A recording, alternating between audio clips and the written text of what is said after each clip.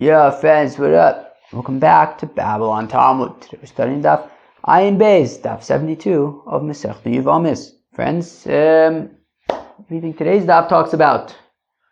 I don't know, orels, tumtums, androgynoses. Fun stuff.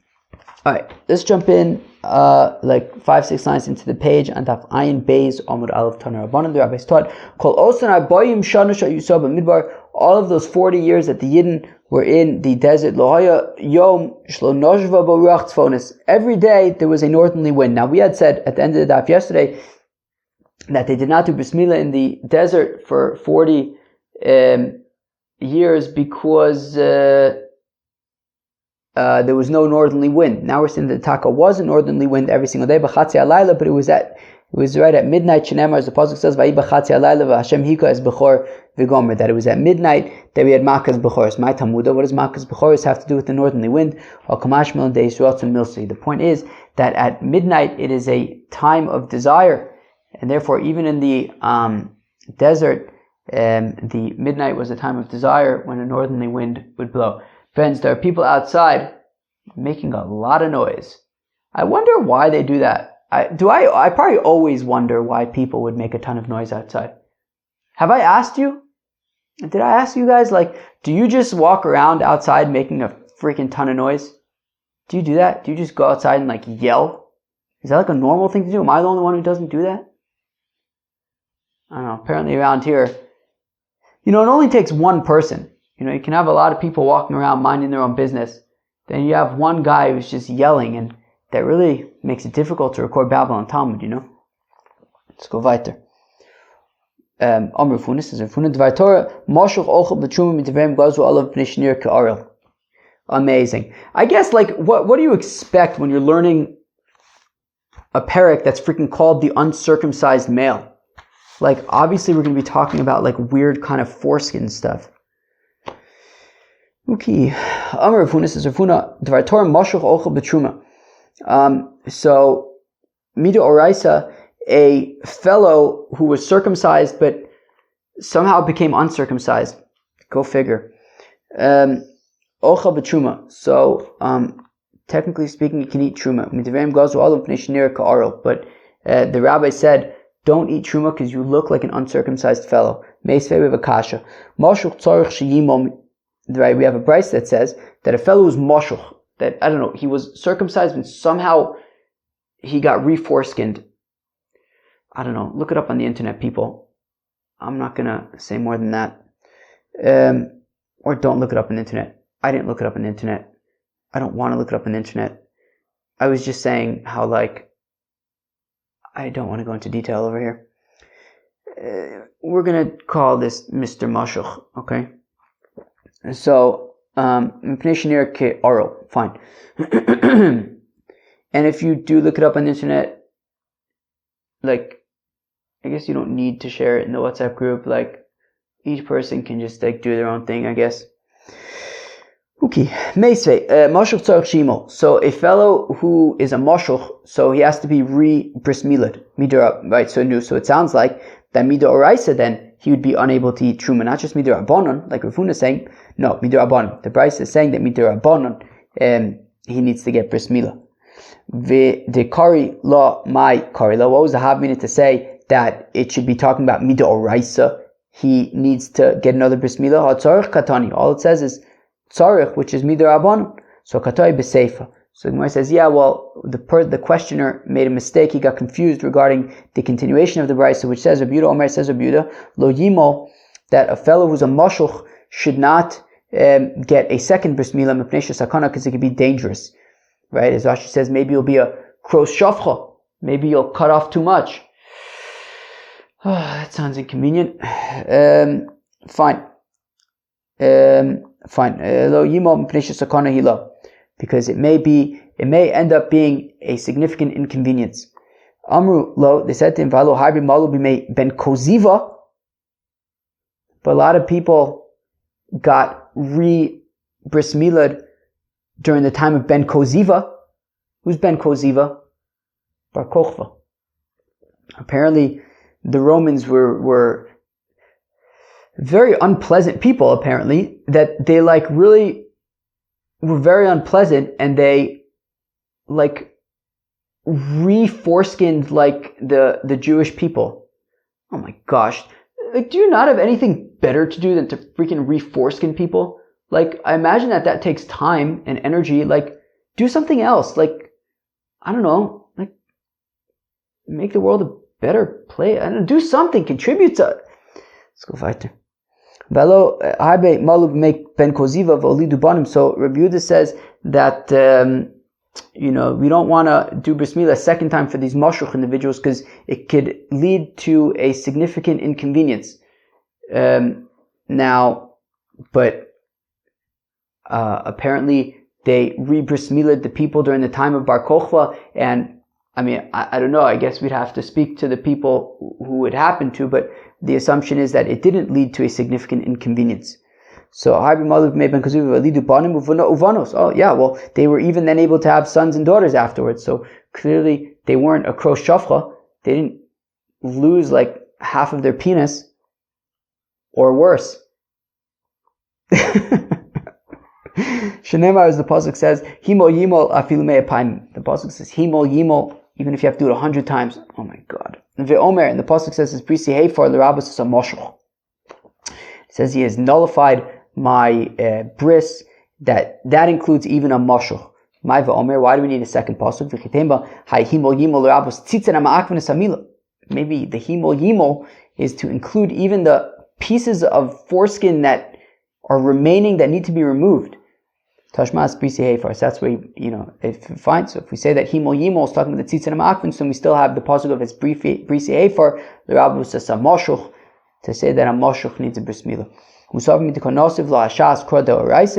So the person asking the question against Rav Huna figured, well, from the fact that we're using psukim in this brisa, it must be midoraisa.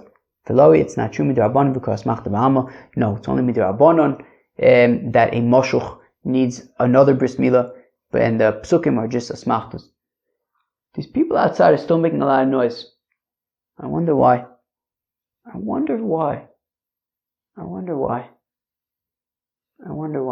There probably is no why.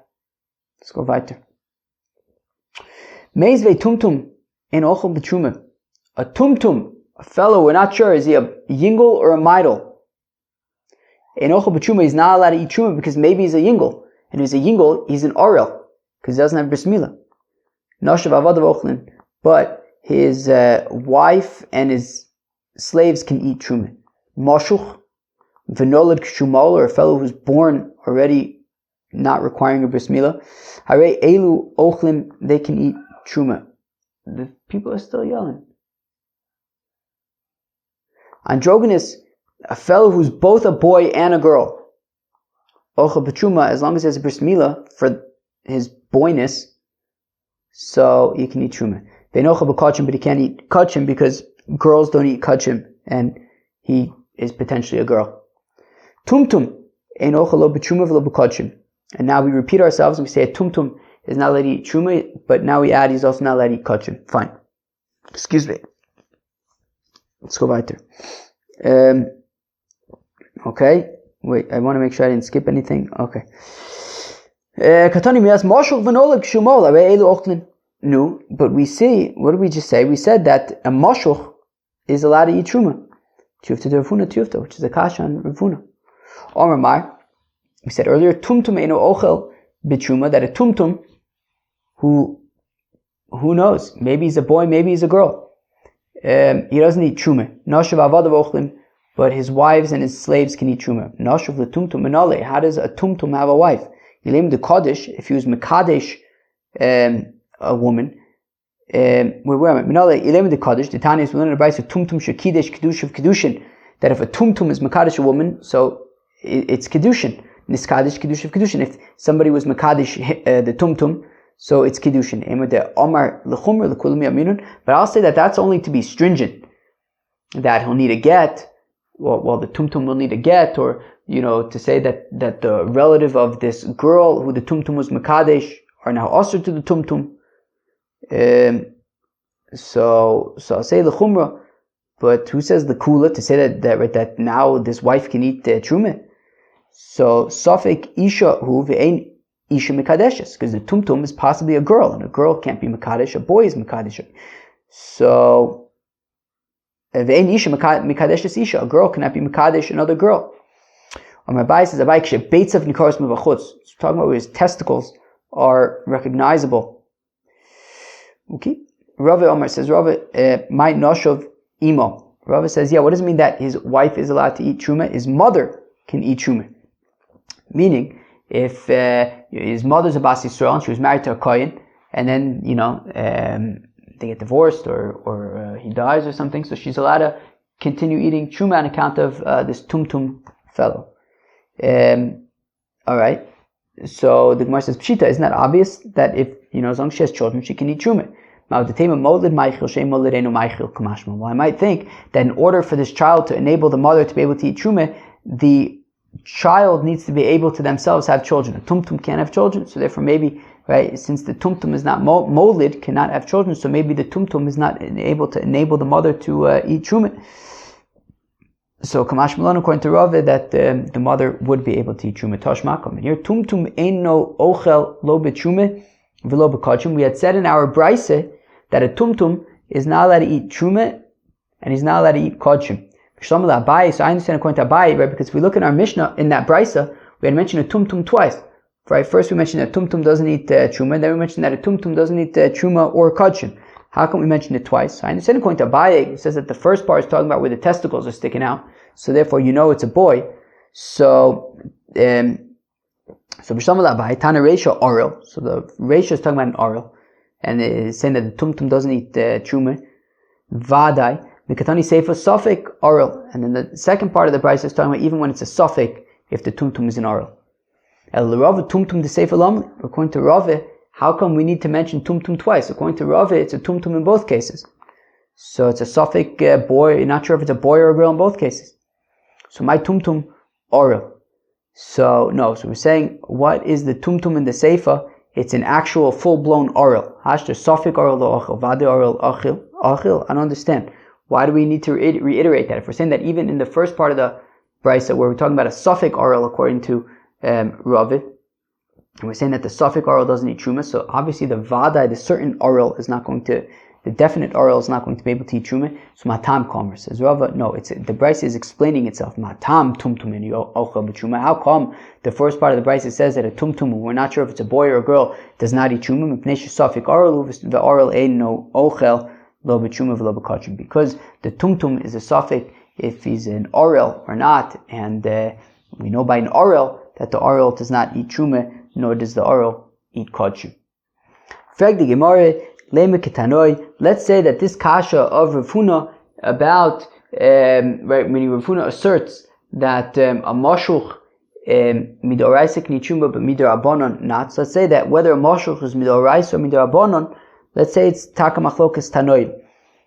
Moshuch v'gershin iskayik shumol. If you have a moshuch or a fellow who converted to Judaism and already was circumcised, v'kohen shavar zmano, or a baby who it's after the 8th day, ushar calling nimolim, or any other people who are circumcised, the isuyemi, who's this including? The isuyemi sheishlo shtei orlos. Oh, to include a fellow who has 2 foreskins. Alright. En nimolin ella bayom. So the circumcision needs to be during the day. Reb Shimon Omer, bizmano en nimolin ella bayom, shelo bizmano nimolin bayom v'alayla. Whereas Reb Shimon says, look, if it's milah that happens on time on the 8th day, so that needs to be during the day. But other than that, moshuch or any of these other cases, day, night, doesn't matter. So let's say at the machlokas between the Tanakama and Reb Shimon. So let's say the difference is whether it's deoraisa or not. Tanakama says it has to be during the day. He says that moshuch is deoraisa, and Reb Shimon, who says it could be whether during the day or at night, that he says that moshuch is derabanan. So my lab, if we get to my sover moshuch deoraisa, my sover moshuch derabanan v'tizbra. Fact the Gemara 1 second. Kohen shaver zmano mikil mada omer derabanan. 1 second. Together with the moshuch in the brayse, we also mentioned a child who it's after 8 days. You can say according to the Tanakama, according to Reb Shimon, that's derabanan. And everyone says that a cotton who for whatever reason the bris milah couldn't be on day 8, the bris milah still is midoraisa. Now,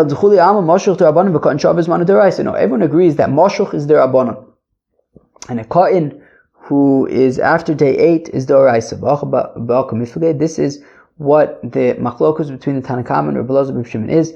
Where am I? Mar savar darshinan uvayom, mar savar lo darshinan uvayom. So the Tanakama says that we learn out uvayom, that the extra vav comes to right. It says uvayom ashmini yimo b'sar. What does it say? Uvayom ashmini yimo b'sar laso. Right. So there's an extra vav, and on the 8th day. So the vav comes to teach that even if it's milah shelo bizmano, still it has to be during the day. So mar savar darshinan uvayom, mar savar lo darshinan uvayom. The other opinion is that no, we don't use the vav to include even milah shelo bizmano, and that's Rabbi Elazar ben Shimon, who says that if it's not on the 8th day, it could be even at night. It's like Rabbi Yochanan was expounding, no sir bizmano ein no nisraf ela bayom, that if you have no sir, right, meat that had to be eaten, I don't know, let's say you have let's say you have a shlomim needs to be eaten for 2 days and the night in between. So if it's left over, so you have to burn it. So if you're burning it mamish the following day, so it has to be davka during the day. Shlo b'zmanu nisaf bin bayom bin b'layla. But if that day passes and you didn't burn it, then you can burn it whether during the day or at night. Ve'etz Rabbi Elazar, Rabbi Elazar asked the kasha, and Rabbi Yochanan is Rebbe. Ein li ela nimol l'shmini she'nimol ela bayom. So Rabbi Elazar says, look, when it comes to bris milah, which needs to be done on the 8th day, so we have a brisa that says, all I know is that on the 8th, well, actually no, it doesn't quote a brisa. He says that, all I know is that a bris milah that happens on the 8th day has to happen during the day. How do I know that even if the bris milah needs to happen on the 10th day, the 11th, the 12th, based on, maybe it's Erev Shabbos, or Bein HaShmosos, maybe it's Rosh Hashanah, there are reasons why the bris milah might be on the 9th, 10th, 11th, 12th day. How do I know that even in those cases, the bris needs to be during the day? Tamlomer uvayom. Therefore the pasuk says, uvayom, vafilu man da'amar lo darish vav, and even according to man da'amar who doesn't generally learn out things from an extra vav, vav hey darish, right? Uvayom, it's like uve hayom, right? And vav hey, he would learn from, and therefore, we would see that even milah shelo bizmano would be davka during the day. So Rabbi Yochanan was saying that when it comes to nosar, if it's already past the day that you should burn it, then it could be whether during the day or during the night. Rabbi Elazar asked the kasha and Rabbi Yochanan based on the fact that by bris milah, that shelo bizmana, it davka has to be during the day. So ishtik, Rabbi Yochanan was stumped. Then after, well, actually it doesn't say he was stumped, he said he was quiet. Then after Rabbi Elazar left, Rabbi Yochanan says to Rish Lakish, what is this? You see that Ben Pidas, right? Rabbi Elazar Ben Pidas, his student. You see that Ben Pidas, he's sitting here and, expounding verses of the Torah as if he's the great Moshe Rabbeinu, learning from God himself. To which Rish Lakish says, look, he wasn't making it up on his own. It's Taka Abraisa. Hey Chatana. So Rabbi Yochanan says, oh yeah, where is it? So Eicha Tanali, so Torah's Kohanim. So Rish Lakish says it's a brisa from Torah's Kohanim, from the Medrash Halachia on Sefer Vayikra. Nofak Tanya B'tlosu Yomi V'Savra B'tlosu Yarche. And Rabbi Yochanan went out and he learned all of Torah's Kohanim in 3 days, and he became an expert in it over the course of 3 months. Amr Rabbi Elazar. Oh, says Rabbi Elazar. Oral Shahiza Azaitu Ksheira. Oh, so if you have an oral and he sprinkles the paraduma ashes and water on a fellow, ksheira, that's fine, it works. Midava tvul yom, just like a tvul yom, right? We learned already on the first half of Masechta Yoma. I think it came up another time that a tvul yom is allowed to, or even davka make somebody into tvul yom in order to stick it to the tzedukim. So davka tvul yom is allowed to sprinkle the mei chatos. Shaf bisha asur b'truma, that even though a tvul yom is asur to truma, kosher b'pare, he's still allowed to sprinkle the right, just like a tvul yom is asur to truma. We're going to learn in a second what that means, that he's asur to truma. He's nonetheless allowed to sprinkle the mechatos. So then certainly an oral is allowed to. Let's go weiter for a second. Mal tvul yom shekein muter b'maiser, but 1 second. But a tvul yom is also allowed to eat maiser sheni. A tvul yom is allowed to eat maiser sheni. To which the Gemara says, yeah, but we're not talking about eating over here. We're talking about touching. A tvul yom is not allowed to even touch truma, yet he's allowed to sprinkle the mechatos, orel shemuter b'negia, the truma, an orel who's allowed to touch truma, he's not allowed to eat truma, but he's allowed to touch truma, certainly then he should be allowed to sprinkle the mechatos. Tani Nam Yochav, we also learn in a brayso like this, orel she'iza, hazai toksheret, an orel who sprinkles the paraduma water, it works. And the taka happened one time, there was an orel, and he sprinkled paraduma, and the chacham say, alright, it's kosher. Meisvei, we have a kasher tumtum, shekidesh kidusho pasul, that if you have a tumtum who mixes the water of the paraduma, the water with the ashes of the paraduma, it's pasul. Mipneishu safek orel, because we don't know. He's a tumtum. We don't know if he's a boy or a girl, and if he's a boy, then he doesn't have a bris milah. The orel pasul l'kadosh, and an orel is not allowed to mix the water with the ashes of the paraduma. Androgynous shekidesh kedusha kosher, but an androgynous who mixes the water and the ashes, it's kosher because as long as he has a bris milah. So if he's considered a boy, so he's got a bris milah. If he's a girl, so that's no problem either. Rabbi Yehuda Omer af androgynous shekidesh kedusha psulim. Rabbi Yehuda says no, even an androgynous would be problematic because it's possible that he might be a girl. The isha psulim milikadesh, and a girl is not allowed to mix together the water with the ashes. Katanimia, orel v'safik orel pasul milikadesh.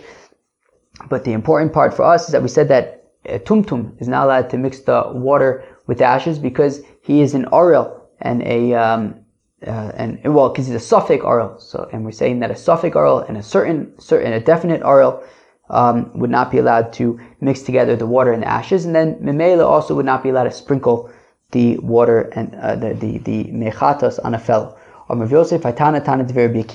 Well, this brisa which says that an orel would not be allowed to sprinkle the mechatos, that's Rabbi Akiva who demarbele l'orel ketame, that he treats an orel like a tame fellow. The Tanya is we learn in the brisa. Rabbi Akiva Omer says, Rabbi Akiva ish the rabbis orel. Right, the pasuk by Truma is talking about different types of tame people, and it says ish to include an orel, so we treat an orel like tame people, and that's why this brisa is saying that an orel is not allowed to sprinkle the mechatos, because this brisa is Rabbi Akiva who says that an orel is like a tame person. Omer Rava Abba Yosef Nekamid of Yosef. Rava says, look, I was in front of Yosef when he said this. V'kashta, I don't understand. Lo l'shtam etana v'lesne orel ve'atome v'leim Rabbi Akiva. Rabbi Akiva, right? Rava says, one second, why isn't that brisa just explicit? Why doesn't the brisa just say and list an orel and a tameh together in the same breath? And then it'll be clear that Rabbi Akiva's opinion is that he equates an orel like a tameh. Why does it only mention orel and doesn't mention tameh? And we then, why is it leaving it up to us to kind of figure it out? So v'lo katani ha'orel v'atameh p'turim min ha're'iyah. But one second, it says that by Re'iyah, going to the Beis HaMikdash, on the Shalosh Regalim, it says that an orel and a tameh are p'turim, so we do mention orel and tameh in that context. Well, also mishum d'mais, that's just because an orel is disgusting. That's not necessarily a proof that we compare orel and tameh. So Rav is looking for a place where it's explicit. And it says the Gemara v'azlu tamayu that the rabbis and Rabbi Yehuda go according to their reasoning. The Tanan is in the Mishnah that everybody's permitted to mix the water with the ashes of the paraduma, except for a deaf person, a foolish person, or a cotton. So according to the rabbis, a woman is allowed to mix together the water and the ashes, but a minor is not. Rabbi Yehuda says that a minor is permitted, but a woman is not. Androgynous, and also an androgynous is not allowed either because he might be a woman. My taima d'Rabbanan, how come the rabbis say that a woman is allowed and a katan, a minor, is not? The pasuk says, "V'lakchu l'tamei me'afer sveifas achatos," that will take for the tamei person from the ashes of burning the paraduma. Anach the pasli ba'asifa psulin bekidush, those that are pasul for gathering the ashes, like a child, are psulin also for the mixing. Hanach l'ksherin ba'asifa, ksherin b'kiddush. But those that are permitted to gather it together are also permitted to mix it together. So therefore, women are permitted, minors are not. Rabbi Yehuda would say to you, Imke nema krov v'lokach. If so, to say that it's the same, then it should say v'lokach, just like it says by gathering of the ashes, it says v'osaf, so also then by the mixing it should say v'lokach. My v'lakchu, why is it plural? That even those that are apostle by the gathering are permitted by the mixing, i.e. kitanim. Ihachi ishanami, then also include women. V'nosan v'lo v'nosno. It says v'nosan, he will place it, not she will place it. Rabban iksiv v'lokach v'nosan, havamina shokil chad v'yoiv chad. If it would say v'lokach v'nosan, so then I would think that you would need one person to gather the ashes and one person to mix it together. Therefore it says plural. If it said plural both by v'lakhu and v'nosnu,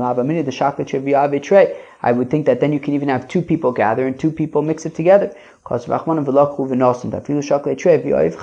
you can have two people gathering the ashes and one person mixing them together. And this is how we learn out that a tvul yom is allowed to sprinkle the efer parah aduma. The mechatos says v'hiza Torah ala tamei tahor mechasha hu tamei. Tahor implying that he's like a shtickle tamei limit al tvul yom shekasher b'parah, which is teaches us therefore about a tvul yom, that he's like a shtickle, right? He's still a shtickle tamei, but he's also a shtickle tahor because he already went to the mikvah, that he's permitted to sprinkle the parah aduma. All right, friends, got around. Peace out.